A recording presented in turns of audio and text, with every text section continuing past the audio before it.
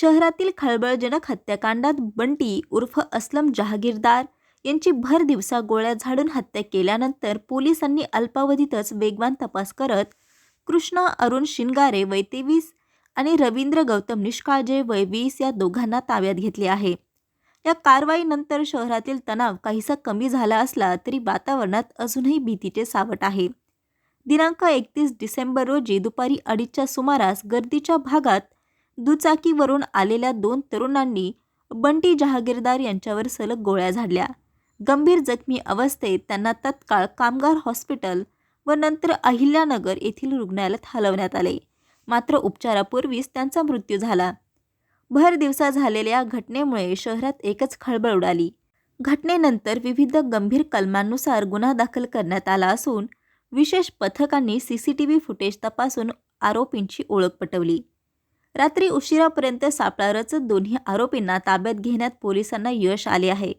शस्त्र कोठून मिळाले, आणखी कोणी सहभागी होते का, घटनेमागील नेमके कारण काय याबाबत सखोल चौकशी सुरू आहे. तपासादरम्यान संघटित गुन्हेगारांचा धागा समोर येण्याची शक्यता तपासली जात आहे.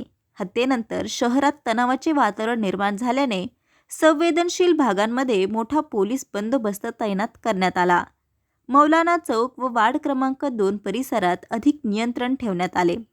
सोशल मीडियावर अफवा पसरू नयेत म्हणून सायबर सेलही सतर्क आहे.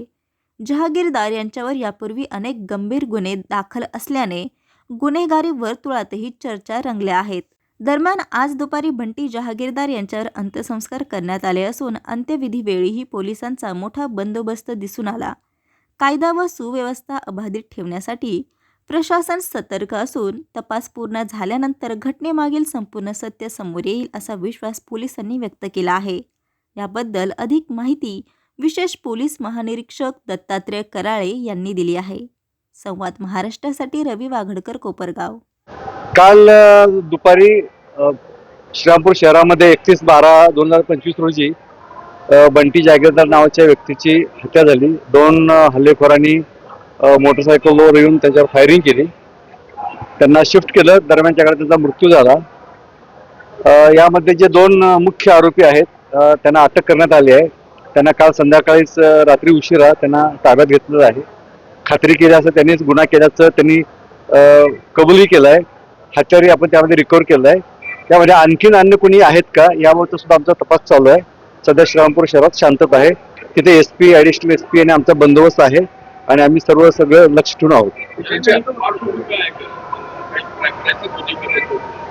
काल रात्री आरोपी आणल्यानंतर आता त्याचं इंट्रोगेशन सुरू आहे आणि आता तपासाची अगदी प्राथमिक स्टेज आहे. त्यामुळे ह्या बाबतीत मला आता भाष्य करता येणार नाही.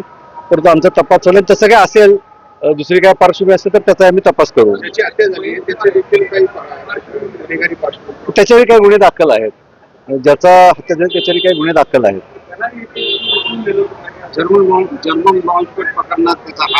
या संदर्भात तपास चालू आहे. बाकी सर्व माहिती आम्ही घेऊन आपल्याला कळवू.